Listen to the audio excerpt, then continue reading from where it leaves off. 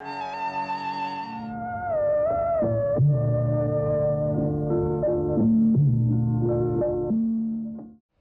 I now request the Director General of All India Radio, Shri Shashikant Kapoor, to give his welcome address.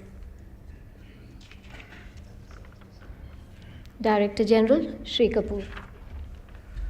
This is All India Radio Archives recording. Shri Abid Hussain Sahab, Sati Sahab, Mr. P.C. Chatterjee, ladies and gentlemen.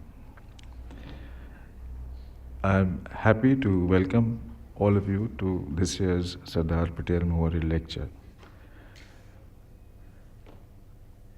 Sardar Patel was a frontline freedom fighter and one of the architects of United India. He was also the first Minister for Information and Broadcasting for independent India. To honor him, All India Radio instituted these lectures in 1955. The first lecture was delivered by Shri Rajgopalachari. Thereafter, every year, eminent Indians from different fields of human knowledge and activity have participated in this annual and prestigious event of All India Radio. Our speaker this evening is Abid Hussain Sahab, and the subject chosen by him is Vision of a Good Society. Abid Hussain Sahab does not need any introduction. He's been a distinguished administrator. He's been a diplomat as our ambassador in the United States. He's represented us at the United Nations many times.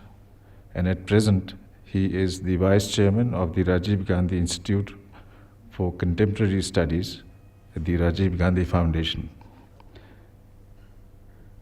It's a happy coincidence that the subject chosen by Abid Sahab is Vision of a Good Society. It's a fitting tribute to Sardar Patel, whose mission was to achieve a united and vibrant India. I once again welcome all of you to this evening's lecture, and may I now request Abid Sahab to deliver his lecture.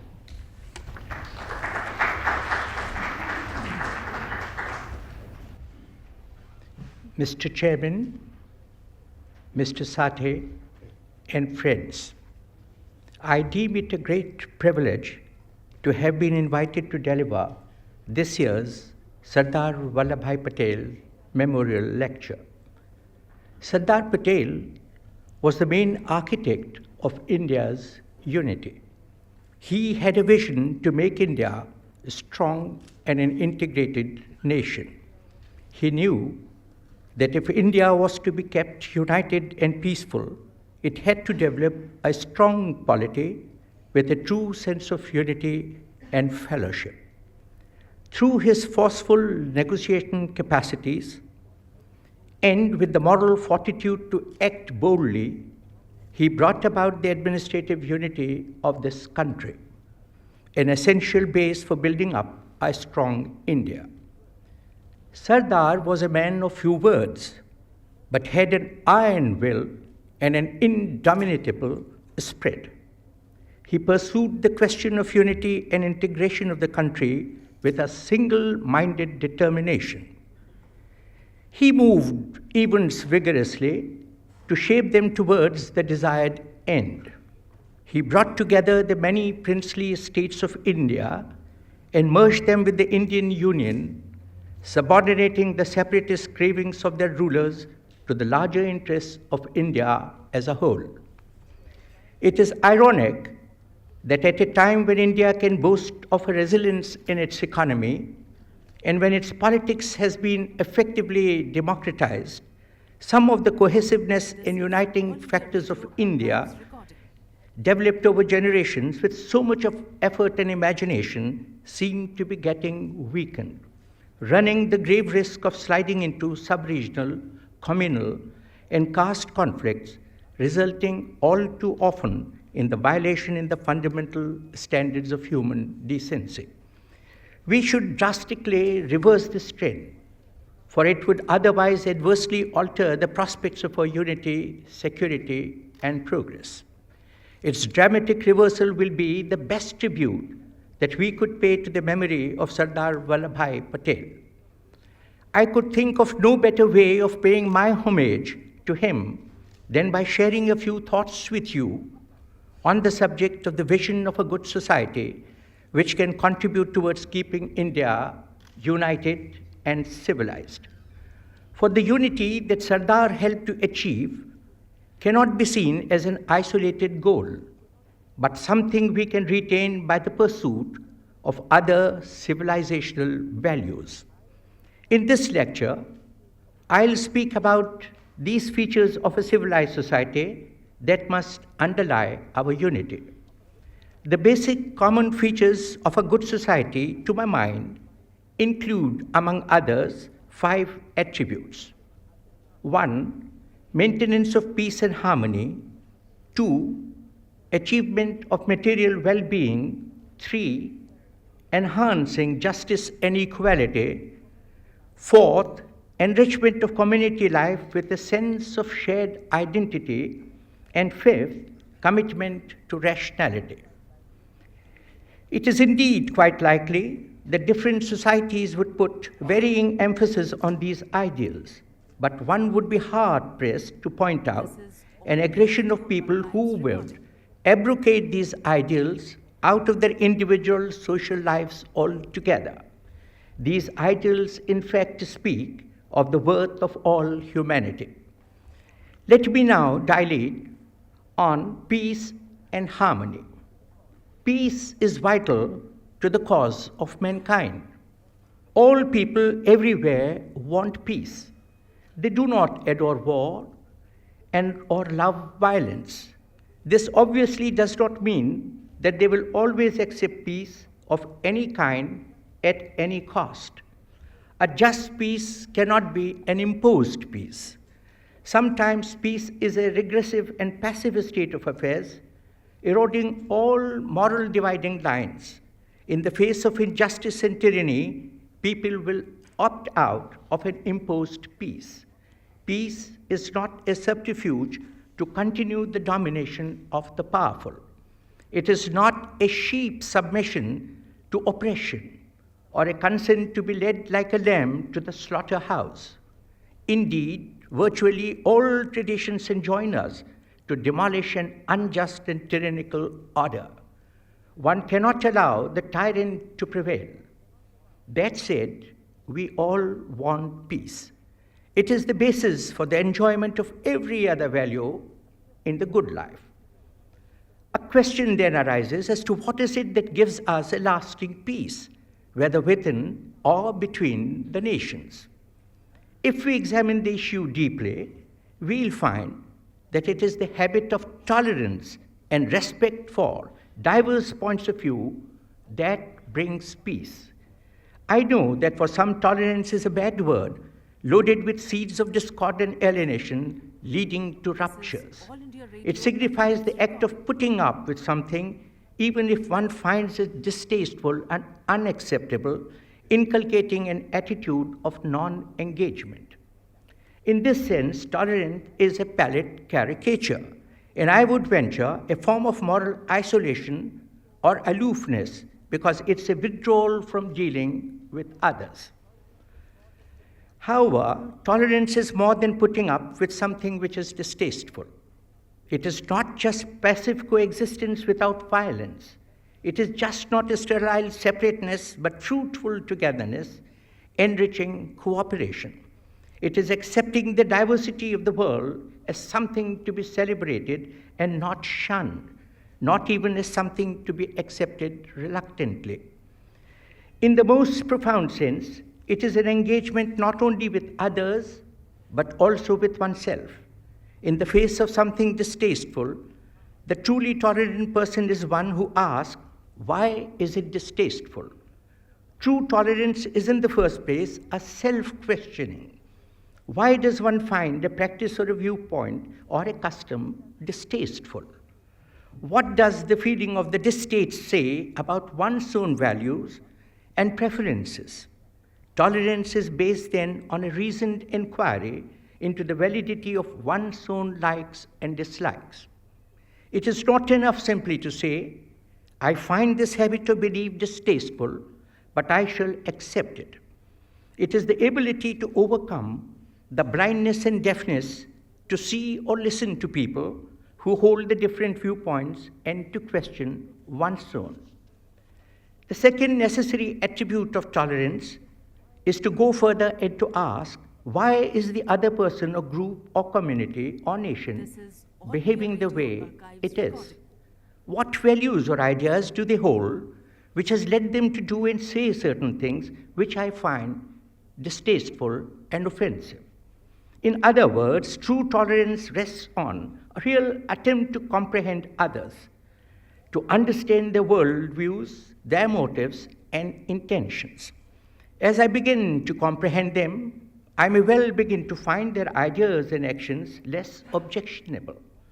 I should see at least that what they are doing and saying is not arbitrary or irrational or malicious, but consistent with the traditions and mores. Surely nobody is exempt from the requirement of logical rationality. But people live their lives in situations already structured for them by others. One cannot rob life of this human condition, which lends life its many diversities and accounts for contradictions. You have to think of them with compassion and with gentleness. After all this, it may be that I still find the ideas or practices in question distasteful. But now I am in a position to begin the third movement of an act of true tolerance. I can now initiate a real, meaningful dialogue, interaction with others as part of an attempt to bridge differences and combat the legacy of intolerance. Having turned inward to question my own values and beliefs, having then made an attempt to comprehend the other's point of view, I am in a position to awaken the same curiosity in others to do the same.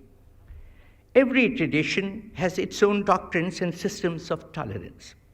I think if one were to investigate the matter thoroughly, one would find that they would be in agreement with the three-part argument I have made here: self-questioning, even self-criticism, comprehension of the other, or what might be called empathy, and dialogue.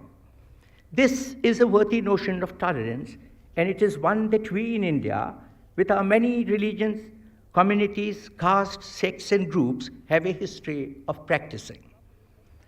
It is a fact corroborated by our history that in the Indian subcontinent for centuries, men and movements laid the foundation for interaction and communication between various religious communities. More than 2 millennia ago, Emperor Ashoka evoked a liberal version and carved it on a rock in these words: "One should honor another man's sect. For by doing so, one increases the influence of one's own sect and benefits that of other men's, while by doing otherwise, one diminishes the influence of one's own sect and harms the other man's." In the medieval centuries, the classic tradition of religious tolerance in India was powerfully reiterated by the Bhakti saints, who subscribed to the principles of tolerance, leading to a harmonizing process which sprang from needed articulation, explanation, and reconciliation. The Bhakti movement emerged in India when people were lost in dogmatic controversies, when religious people became sectarian and exclusive. It called upon people to look upon all human beings as kindred, belonging to one family. In the Islamic communities of India, the liberal tradition was echoed by Sufi saints. Sufis began to come to India from faraway places around the 11th century AD and made India their home.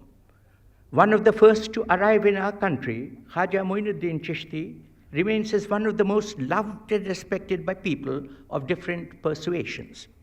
It was their humanistic philosophy which wove the social fabric of our country and defined the basis for day-to-day interaction among people. They regarded all the human beings belonging to whatever belief and in living whichever part of the world as the creation of one God, and as such worthy of one's love and respect. Loving the creation was one of the most important ways of expressing one's love for the Creator. They helped evolve a synthesis of ideas, values, and idioms which metamorphosed religious philosophies which had taken birth in diverse social circumstances into a set of values which was conducive to the social environment of the subcontinent. Dara Shikoh translated Upanishads and wrote a book called The Meeting of the Two Oceans of Sufism and Vedantism. He propounded that these two philosophies revealed the same aspects, an emphasis on the transcendental remoteness of the divine, as well as the loving intimacy of the Supreme, and that all men of any disposition are a potential candidate for the divine status. Figures like those of Guru Nanak and Kabir, epitomizing the blend of ethos and values, became part of India's folklore. The name of Guru Nanak evoked deep respect and reverence among the common men of India, who sung for centuries, Baba Nanak, Sant Fakir, Hindu ka Guru, Muslim ka Pir. Kabir linked Hinduism and Islam in a deep relationship of respect and understanding, and thereby enabled a powerful coming together of these two communities. Kabir put it thus: God asking the devotee, O Sevak, where dost thou seek me? Lo, I am beside thee. I am neither in the temple nor in a mosque. I am neither in Kaaba nor in Kailash. O Sadhu, God is the breath of all breath. The love, reverence, and popularity of these holy men has remained as fresh as ever in the hearts and minds of common Indian people, irrespective of religion, caste, or sect. These have stood the test of time and proved their worth. Their gospel of tolerance, love, and understanding brought peace to people, triggered off a wave of creativity which enriched the society and filled the hearts with contentment and joy. What is important to remember in this context is that the synthesis of value system evolved by the Bhakti and Sufi movements was not at the expense of the basic tenets of Hinduism or Islam. People belonging to these communities continued to observe their fundamental religious precepts independent of any social or political obstacles. What these movements taught Hindus and Muslims was that it was possible to interact with each other, to live together peacefully, to learn from each other, to enjoy life to its full, to contribute to social life together without abandoning one's faith. Poet Mir Taqi Mir has expressed this thought eloquently in a beautiful couplet thus: Uske faroge husn se jhamke hai sab mein noor, uske faroge husn se jhamke hai sab mein noor, shame haram ho ya ke diya Somnath ka. It is the splendor of his beauty that illuminates everything, be it the flame in Kaaba or the lamp in the temple of Somnath. Today, in fact, it is precisely this fear of losing one's religious identity, one's faith and belief system, that has created a fear psychosis among communities which leads to further mutual suspicion, dislike, hatred, and eventually to violence. We have got to get rid of this misperception, misunderstanding, and fear if we need to build a modern nation around the plurality of our culture by channelizing this diversity into greater national good by creating unity through diversity. And there is no better way of doing this than to remind ourselves of a past in which sharing social norms and values was not at the expense of one's faith. Swami Vivekananda looked upon all religions as different means provided for imperfect mankind to reach completeness. He firmly held the Christian is not to become a Hindu or Buddhist, nor a Hindu or a Buddhist to become a Christian, but each must assimilate the spirit of others and yet preserve his individuality and grow according to his own law of growth. He propounded the virtue of tranquility, patience, and hope that would make for the homogeneity of the world along with the riches of its variety. Each man, he said, shall then sparkle like a flame in a lamp in a windless place that does not flicker. Today's psychological and physical ghettos which we have erected between communities and people stand as blatant distortions and shameless lies in the face of this aspect of shared experience. We need to remove this cancer from our society by learning from our history that tolerance was not merely meant to be an uneasy coexistence, but rather a shared, sympathetic, well-understood experience and a conscious decision to enjoy life together. Adversarial relationships should be replaced by mutual understanding, in which men would learn to live in peace and harmony, for otherwise, in the event of intolerance, as we know of human nature, aggression and violence rather than peace is likely to be the cause. Societies would get splintered, countries would get divided. The shared experience of life among communities had actually pervaded all walks of life, while a common man's day-to-day life was defined broadly in the terms which we have mentioned above. Other sections of society too had similar experiences. We know that there were many able Hindus who served in high administrative positions for even religious inclined Muslim rulers and vice versa. There were also Muslim scholars who studied Hindu philosophy and Hindu men of high learning who acquired deep knowledge of Islamic culture and religion. It was this milieu of close interaction and amiability, going much beyond mere acceptance of each other's existence as fait accompli, which defined relations between not only Hindus and Muslims, but among the other Indian communities. Today, in a country that remains diverse and differentiated, and in the midst of economic, social, political, and international turbulence, we would do well to remind ourselves of this history.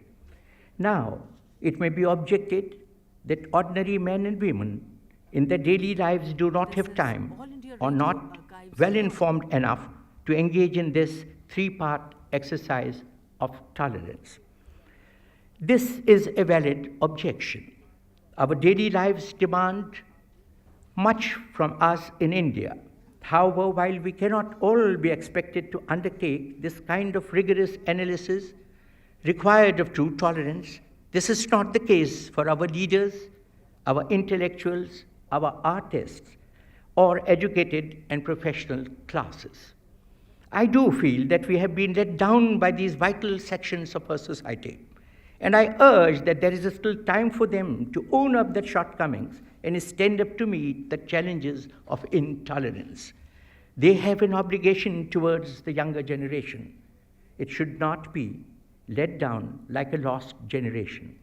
It is the responsibility of these classes to think on how to handle some of our contemporary differences where intolerances surface all too often. Peace dwells and harmony flourishes where compassion, tolerance, sensitivity, and understanding exist. The vision of the good society thus involves not the repetition of dogma or observance of ceremonies, but the transformation of one's nature. We must behold the truth and become what we behold. There is in human nature a desire for beauty, for moral aspirations, the regard of fellow human being, reverence for something greater than oneself in the universe, and so on. These impulses give warmth and color to life's fabric, its richness, fullness, and diversity. We need to see this as our true nature and to control our lower passions. All of our philosophers and statesmen have emphasized that we are in a nightmare world because we do not realize sufficiently that good life consists in making of the self, in the refashioning of our nature, and not in the repetition of hymns and observance of ceremonies. The individual is a self-making process. Man is not pinned down like a stone. Man has a great ability to change the quality of his life by the way he thinks, by the way he lives. A strict discipline which binds our nature is the demand of our age. Through tolerance, India has always been able to provide to its sons of different faiths unity, togetherness, and a life of love and peace. Great teachers have shown us how this can be done. It is for our intellectuals, artists, educated and professional classes to weave this noble vision into our everyday and collective life. The creativity of the world of diversity and peaceful coexistence can be the basis of unparalleled human progress. In India, this task has to be approached not merely as a political challenge, but also as a spiritual pilgrimage. All our history was a preparation for this great act of dedication and fulfillment, evolving a system of peace based on shared goals and a common vision. Throughout the ages, endless inundations of men of diverse creeds, cultures, and races have come to this land from distant regions and different climes. India has welcomed them all. They have met and gathered, given and taken, and got mingled and merged. India's tradition has thus been epitomized in the following noble lines of Rabindranath Tagore: "None shall be turned away from the shores of this vast sea of humanity, that is my India." India has never been exclusive, but inclusive. Its culture is based in accepting and enlightening the self as it would grow with contacts with the best from outside. Indeed, India has sent out to the world a message of goodwill, again enshrined and proclaimed in one of Rabindranath Tagore's verses, which reads as follows: "Day and night thy voice goes out from den to den, calling Hindus, Buddhists, Sikhs, and Jains. Round thy throne assemble Parsis, Muslims, and Christians. Offerings are brought to thy shrine by the east and the west, to be woven in the garland of life. Thou bringest the hearts of all peoples into harmony of one's life. Thou, dispenser of India's destiny, victory, victory, victory to thee." It is thus that the genius of India has been able to find unity in diversity. By assimilating the best of all creeds and cultures, we have to rededicate ourselves to this if we have to keep India of Sardar's making strong and united. Now permit me to talk of material well-being as the second element of a good society. Material well-being of people at large is another important element in men's quest for a good society. It is true that man does not live by bread alone, but he cannot live without bread either. Material well-being is a precondition for security and peace and even progress. If the mere avoidance of conflict becomes an overriding objective, life will be at the mercy of the ruthless and bullies. Every religion and philosophical system acknowledges material well-being as a base for any worthwhile human activity, practical or philosophical. It is wrong notion altogether for people to argue that we in India were lost in metaphysical reveries and regarded secular and material aspects of life to be inconsequential. Truth is that the secular and material aspects of life received as much attention as any other. And even those who were regarded as spiritually minded were not oblivious of the needs of ordinary human beings. After attaining enlightenment, the Buddha did not retire into solitude. He came out healing the sick and helping the poor and aging. Similarly, when Swami Vivekananda thought he should lose himself in the delights of the inner spiritual life and not get involved in matters of the world, Ramakrishna Paramhamsa chided him, "Shame on you! Why are you trying so much to seek your own personal salvation instead of first rescuing others who were suffering poverty, deprivation, and hunger?" That made him think, and he felt pangs of all humanity in himself. He said, "How can I content myself with my own salvation? It's my duty to look after others and rescue them from suffering." The Upanishads say after the achievements of wisdom, let me have wealth. Wealth and property in the hands of the enlightened are a source of blessing. Wealth and prosperity in the hands of unenlightened are a curse. Some of us can perhaps live like ascetics and saints, but few have that discipline. The rest of us need 3 square meals a day, a decent shelter, amenities such as electricity, fresh water, sanitation, access to affordable transportation, good education and books, radio and television, which open us up to the world around. These nourish our bodies, minds, and spirits. For that, poverty must be fought, disease and illiteracy removed, and everyone must be given a chance to grow better, feel nobler, think clearly, and act rightly. Humans must free themselves from the iron laws of necessity. It is for nothing that in India, Saraswati, the goddess of learning, and Lakshmi, the goddess of wealth, are both equally revered and worshipped. Here I must refer to a common misperception about the process of material and scientific modernization.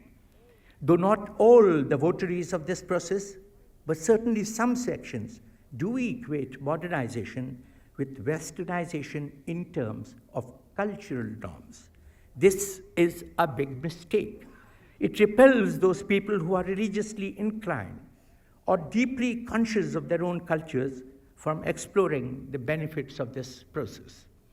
Even in terms of plain reality, this equation is incorrect. Surely, it is very much possible, and indeed this is how it should be, to benefit from the fruits of modernization without submerging our cultural identity in it. We must be ready to explore ways to genuine accommodation of modernization with our culture and moral principles. The experience of some Asian societies